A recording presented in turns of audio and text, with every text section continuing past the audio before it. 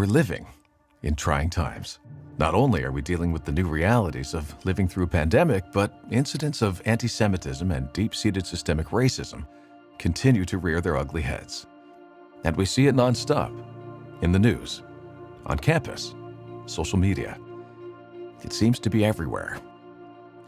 Uncertainty and hate breeds fear and intolerance. However, none of this is inevitable. There is hope. Education is the key to change. Education shapes hearts and minds to be more inclusive and understanding. Education builds respect for the diverse, multicultural landscape in which we all live.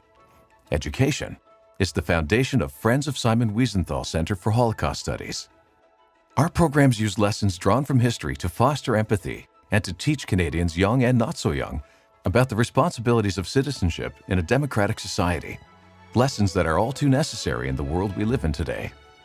We have developed a number of programs, events, and workshops to counter anti-Semitism and other forms of intolerance, to foster media literacy and critical thinking, and promote human rights from a uniquely Canadian perspective. We provide a space for voices to be heard, voices like those of Holocaust survivors that have been silenced due to hatred and intolerance.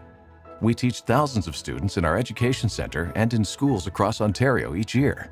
From our award-winning Tour for Humanity Mobile Education Center, which allows us to extend our reach nationally and work with schools in rural communities, to student groups who bear witness to survivor testimony shared in our Tom and Anna Koffler Tolerance Training Center, to events like Freedom Day and Speaker's Idol, student-centered programs that are carefully designed to build empathy and empower young people to create positive change in their homes, schools, and communities.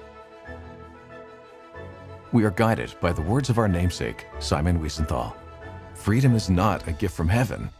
You have to fight for it every day of your life.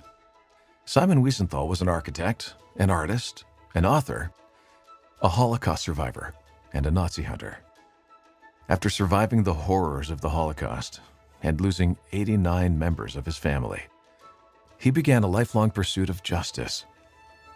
More than most, Simon understood the ways that hateful ideas and language can lead to outright violence. He believed that for true justice, in order to make never again a reality for all of us, we must recognize education as our best defense against hate and integrate these lessons into all aspects of our lives. We must educate for change. We must educate for hope. We must always have a spirit of hope.